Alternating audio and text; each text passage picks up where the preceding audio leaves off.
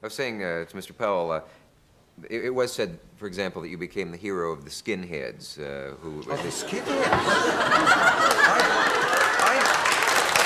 I became the hero of 90% of the people of this country for having said what they were waiting for somebody to say, for identifying a danger of which they were conscious but couldn't believe that nobody would see it or point it out.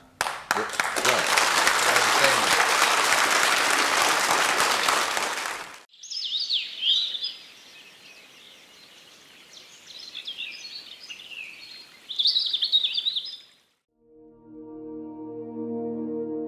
Every now and then I like to watch clips of chat shows from the 1970s. The sorts of conversations they used to have on primetime TV are simply unimaginable today. They used to discuss topics such as race, sex, religion and politics in a way that would today literally cause riots in the streets. These clips remind us how different things used to be, how different we used to be not so long ago. While things were far from perfect back then, we did used to be able to accept different points of view, debate them publicly and come to our own conclusions about them like rational adults. None of this is now possible in our age of fear and hysteria, our age of multicultural fragmentation, and, above all, of spiritual decay.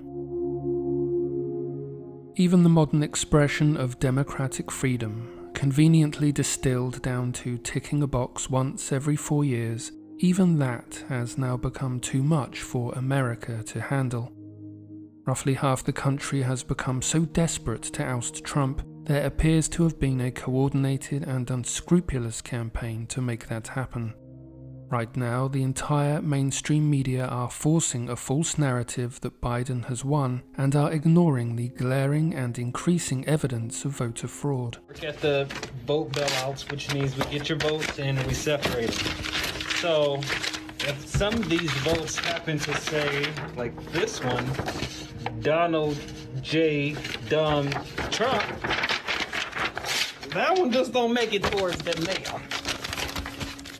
So, for now, the left, fresh from months of burning America's cities, are once again disciples of democracy. We have seen numerous signs of deeply suspicious electoral practice, all in favour of Joe Biden, and we now await the outcome of Trump's legal challenge. So I'm in downtown Detroit at the TCF Center, which is in the heart of Detroit. That giant room behind me is where they are contesting ballots. They were ready to shut down the precinct. They had counted all the ballots. Everything was good. Everything went smoothly. And then it was at about 4 a.m. that 3 vehicles arrived, a van, a Chrysler 300, and a Ferrari with 130,000 plus ballots. Every single ballot, like literally 100% of that 130,000 ballots were all Biden ballots that hadn't been delivered to the precinct before the cutoff time for this precinct. That's just a big irregularity, something that points to large-scale voter fraud, and it literally is being contested by the President of the United States in a lawsuit right now for the state of Michigan.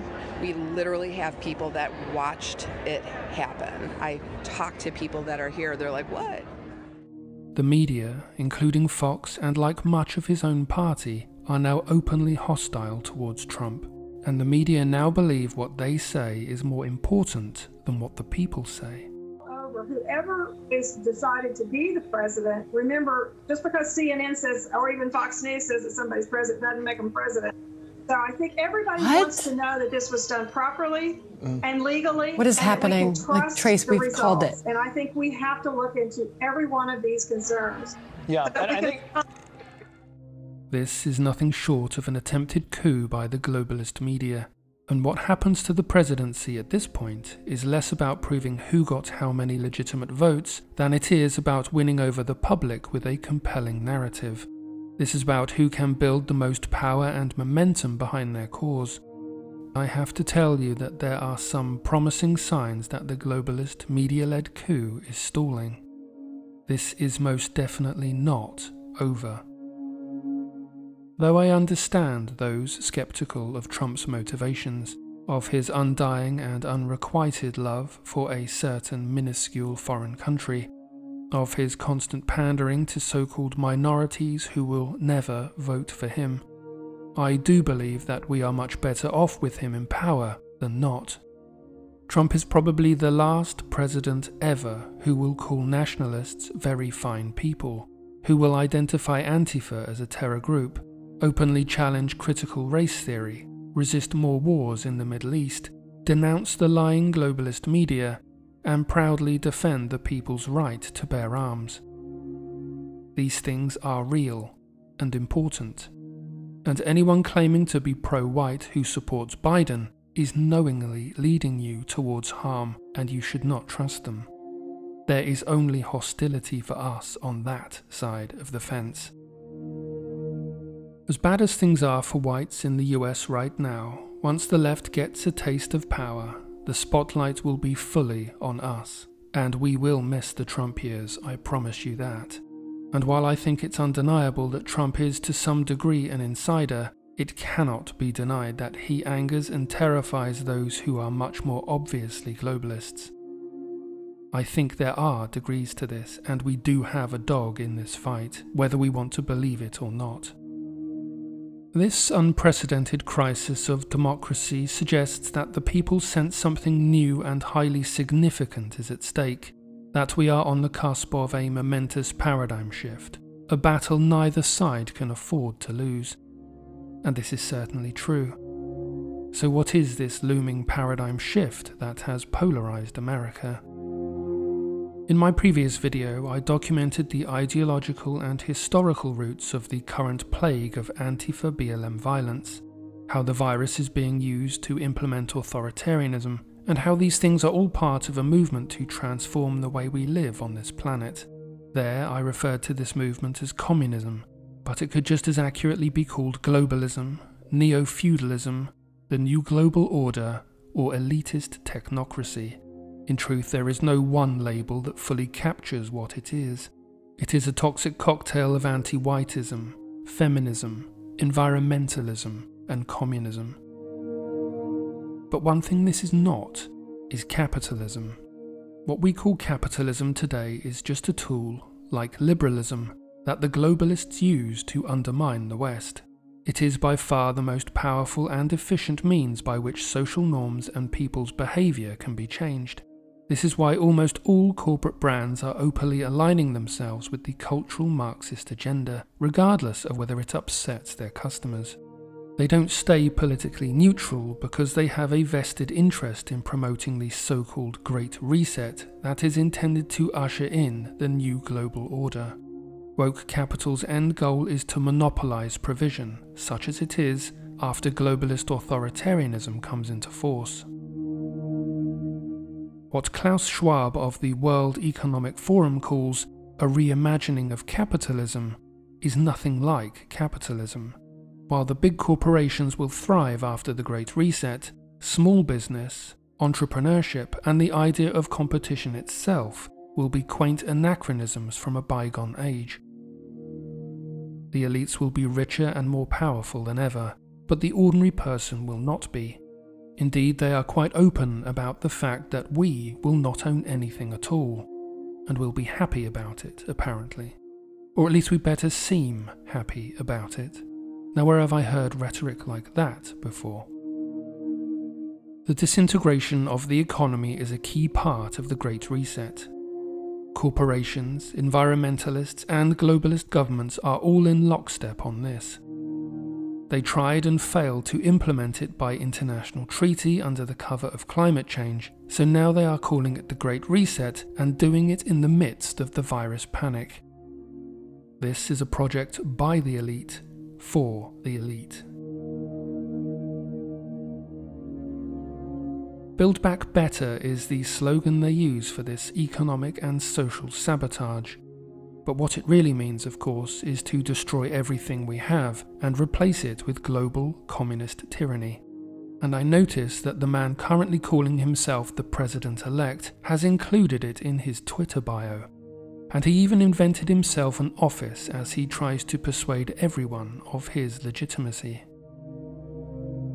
The primary goal of the globalist agenda is to dramatically reduce world population and the consumption of those who remain. Not for the good of the planet, but to take control over people's lives and create total dependence on the globalist state. If you have seen the movie The Hunger Games, you have glimpsed the future the globalists intend for us.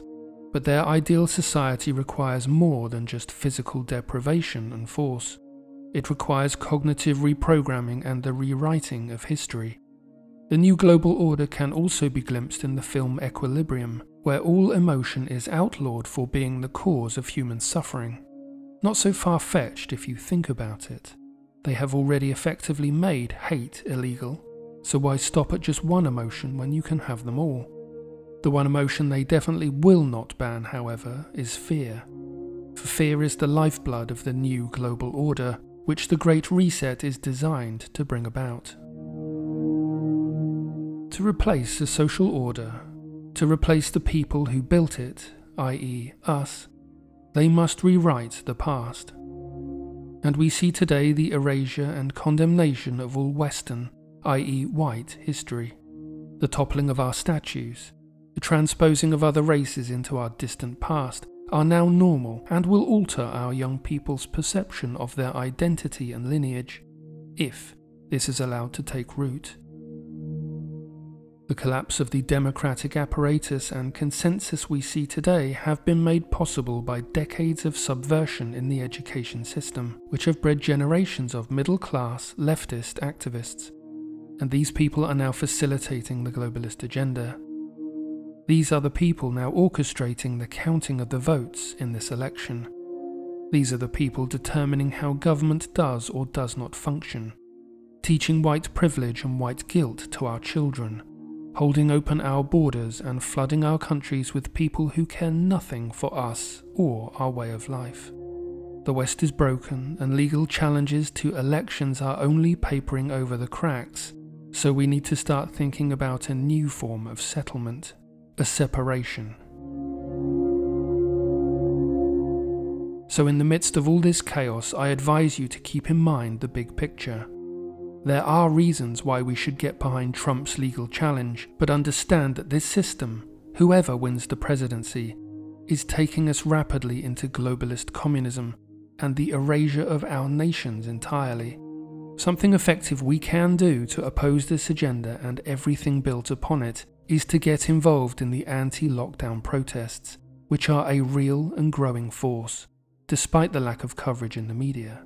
If we halt the lockdown, if we disrupt the virus narrative, we halt the whole globalist agenda in its tracks. At that point, we have space to operate. This was in Leipzig, Germany just a few days ago. Protests are also growing in London. These people need our help. We all need each other's help. We need to make friends and join forces with anyone who shares that aim. Never forget that, with unity, we outnumber the globalists and their thug army by thousands to one, and they can't stop us all. Until next time, be well.